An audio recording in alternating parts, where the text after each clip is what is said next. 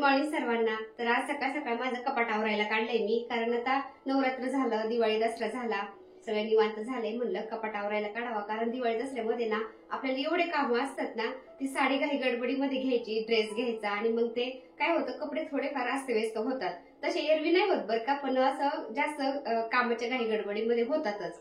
तर किती केलं तरी ते कपाट आहे, एक कपडा ओढायला गेला का ते दुसरा लगेच थोडासा ते निष्ठून येतो की लगेच ते अस्तव्यस्त होतं, व्यवस्थित करायला मला वेळच मिळाला नाही। तर आता सगळं निवांत झालंय, त्यामुळे म्हणलं चला कपाट आवरते।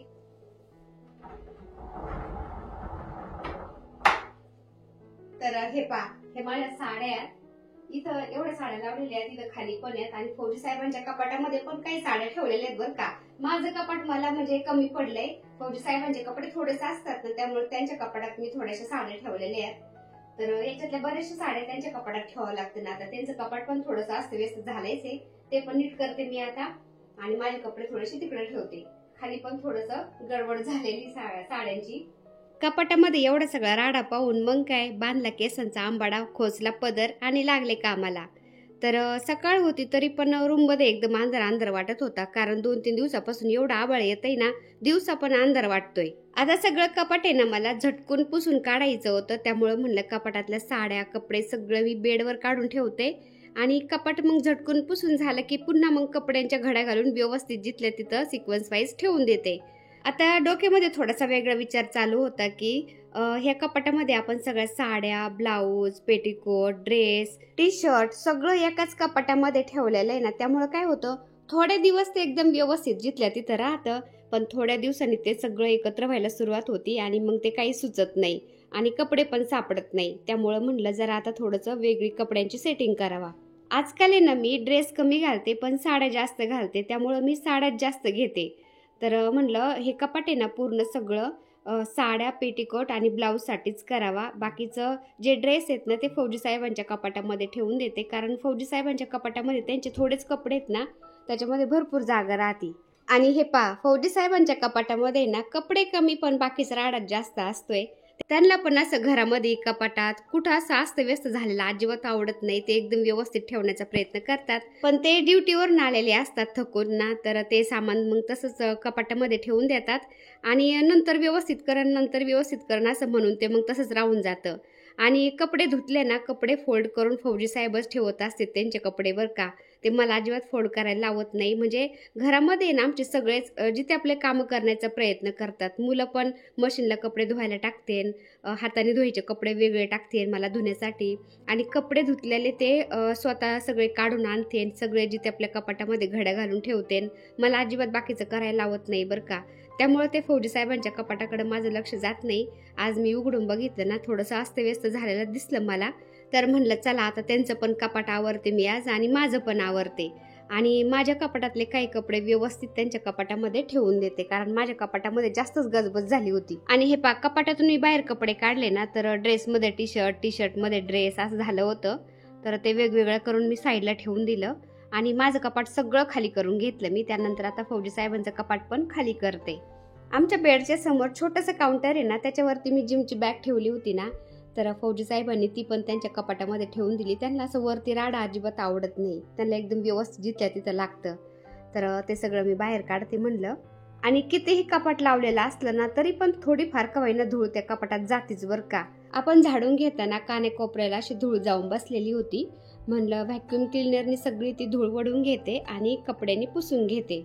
आणि छोटे छोटे कार्डबोर्डचे जे बॉक्स मी आता बेडवरती ठेवले ना, त्या बॉक्समध्ये फौजी साहेबांनी त्यांचं नेम प्लेट, बेल्ट, त्यानंतर टोपी, असं त्यांनी छोट्या छोट्या वस्तू त्यांच्या ठेवलेल्या होत्या, ते पण मी बाहेर काढल्या।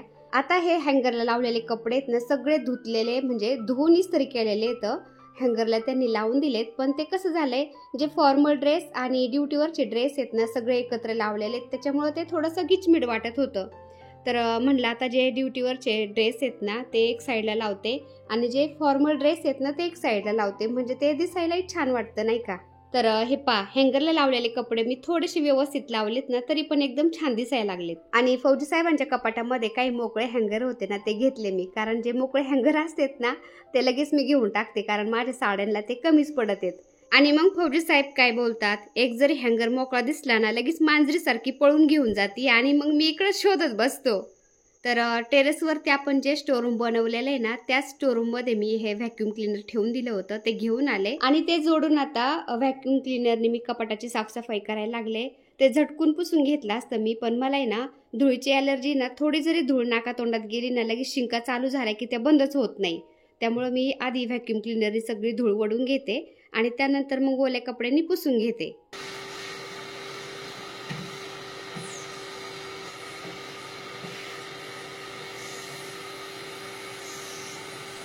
आता ह्या कपाटाच्या ज्या खाचा आहेत ना स्लायडिंगच्या, त्याच्यामध्ये धूळ जाऊन बसती, कचरा जाऊन बसतो आणि मग ते आपण धूळ पुसायला लागलो ना लवकर ती धूळ पण निघत नाही आणि कचरा जाऊन बसलाय ना तो पण लवकर निघत नाही.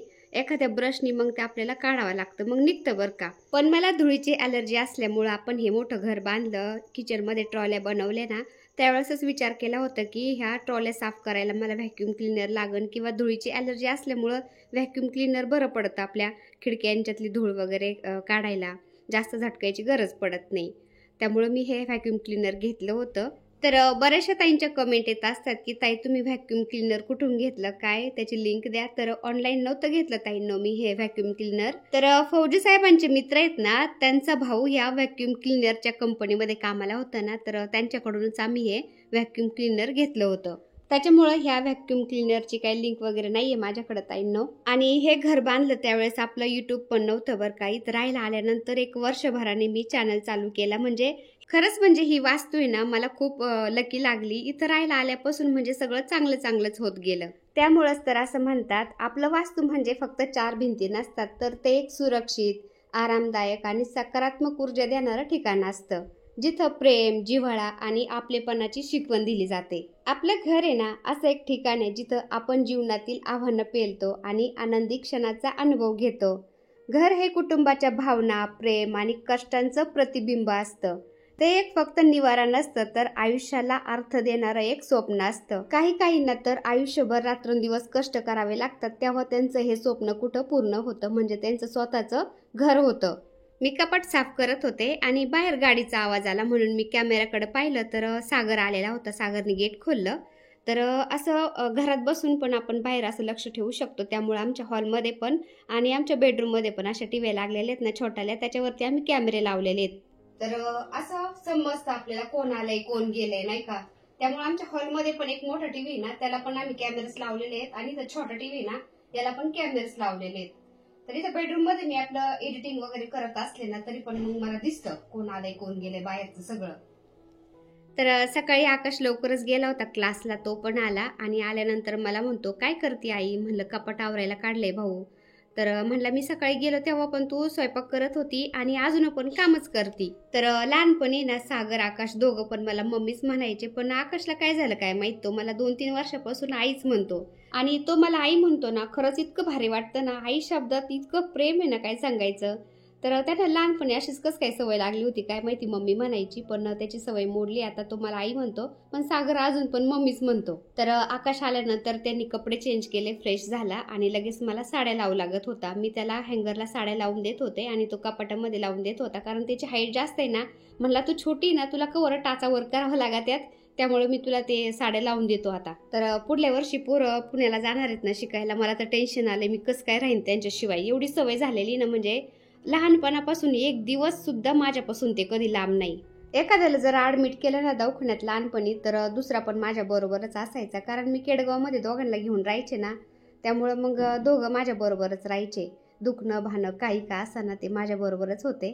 त्यामुळे त्यांना खूप सवय लागलेली माझी आणि मला पण त्यांची. त्यामुळे आता मी आताच विचार करून असं टेन्शन येतं ना मला. मी असं म्हणलं ना आकाशला, आकाश काय म्हणतो, मम्मी टेन्शन घेऊ नको, शनिवार रविवार मला सुट्टी असली ना मी तुम्हाला भेटायला येत जाईन किंवा तुम्ही मला भेटायला येत जा.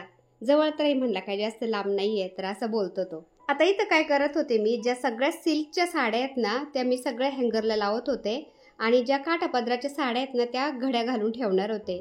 कारण कसं होतं ना, ज्या सिल्कच्या साड्या आहेत ना त्या घड्या घालून जर एका एक ठेवल्या का त्या सगळ्या खाली सटकल्या जातात आणि एकसारख्या राहतच नाही मग. पण काठापदराच्या साड्या आहेत ना जर घड्या घालून एका एक ठेवल्या ना त्या सगळ्या व्यवस्थित राहिल्या जातात. आणि हे सगळ्या सिल्कच्या साड्या आहेत ना हँगरला लावल्या होत्या आणि माझा हात पुरत नाही ना, त्यामुळे त्या साड्या आहेत ना आकाश व्यवस्थित करत होता. तर हे पहा एवढ्या साड्या आहेत बरं का सिल्कच्या मला, म्हणजे मी डेली यूज करू शकते अशा साड्या. आणि ह्या काठापदराच्या साड्या पण थोड्याच्यात, कारण पहिलं मी जास्त साड्या काय घालत नव्हते, ड्रेसेस घालायचे. पण आता साडीची आवड लागली आणि सवय पण होऊन गेली मला साडीची ना, त्यामुळे मी साड्या घेते. पण एकदम सिंपल साड्या घेते बरं का. मला काठापदराच्या साड्या, अशा जड साड्या अजिबात आवडत नाही. कारण आपण इतक्या महागाच्या साड्या घ्यायच्या, 4-5 हजाराच्या, 5-6 हजाराच्या, कितीतरी हजारापर्यंत महागाच्या साड्या असतात. एवढ्या महागाच्या घ्यायच्या, एकदा घालायची साडी ती आणि कपाटामध्ये ती थप्पीला लागून राहती. पुन्हा काय तिचं घालणं होतच नाही. आणि धुवायचं म्हणलं तरी तिला ड्रायक्लीनला द्यावं लागती. त्यामुळे मी एकदम साध्या सिंपल साड्या घेते, म्हणजे आपल्याला त्या घालायच्या आणि घरच्या घरी त्या धुवून वाळवता येतील अशा साड्या घ्यायला आवडतात. त्या काठापदराच्या जास्त महागाच्या साड्या मी घेतच नाही. हे उगं फौजी साहेबांनी जास्त फोर्स केला ना, त्यामुळे मी त्या पैठणी घेतल्यात. ते म्हणले अरे कधी मध्ये तू ह्या पण घेत जा, थोडंसं चेंज बरं वाटतं. तर मग मी त्या पैठणी 2-3 साड्या घेतल्या होत्या. आणि आता दिवाळीला पण मी 4 साड्या घेतल्या ना, पण एकदम अशा सिंपल घेतल्या नाही का, हजाराच्या आतमध्ये, हजारापर्यंत.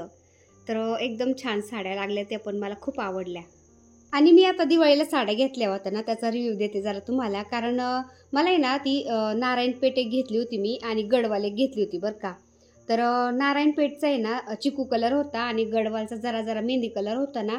तर ते नारायणपेठपेक्षा मला गडवाल साडी आवडली. एकदम चापून चोपून मस्त राहती. आणि ती गडवाल आहे ना चिकू कलरची, तर ती थोडी अशी सिल्कमध्ये होती ना, ती सारखीच सरकायची आणि त्याचे काठ पण एकदम जाड जाड होते ना, मला ते आवडतच नव्हते. तर हे काठापदराच्या साड्या, त्यानंतर सुपरनेटच्या साड्या, अशा कॉटनच्या साड्या सगळ्या मी घड्या घालून खाली ठेवल्यात खालच्या सेक्शनमध्ये. आणि सिल्क साड्या सगळ्या हँगरला लावल्यात. आणि सिल्कच्या साड्या आहेत ना, त्या साड्यांच्या खाली सगळ्या साड्यांच्या वरचे मी पेटीकोट ठेवलेत. त्याच्या खाली काठापदराच्या साड्या आणि सगळ्यात खालच्या सेक्शनमध्ये मी मोठं कार्डबोर्ड आहे ना मोकळं, त्याला पेपर लावलेले आहेत आणि त्याच्यामध्ये सगळ्या साड्यांच्या वरचे ब्लाऊज ठेवलेत. म्हणजे ह्या कपाटामध्ये मला ब्लाऊज, पेटीकोट, साडी सगळं सापडून जाईल. तर एवढंच ठेवलं ह्या कपाटामध्ये. आणि दुसऱ्या फौजी साहेबांच्या कपाटामध्ये मी सगळे ड्रेस ठेवलेत. तर असा होता आजचा छोटासा व्हिडिओ. आजचा छोटासा व्हिडिओ आवडला असेल तर एक लाईक नक्की करा. चॅनलवर नवीन असाल तर प्लीज आपल्या चॅनलला सबस्क्राईब पण करा. चला तर भेटूया पुन्हा दुसऱ्या व्हिडिओमध्ये. तोपर्यंत बाय. व्हिडिओ पूर्ण पाहिला त्यासाठी मनापासून आभारी आहे सर्वांची. सर्वांना श्री स्वामी समर्थ.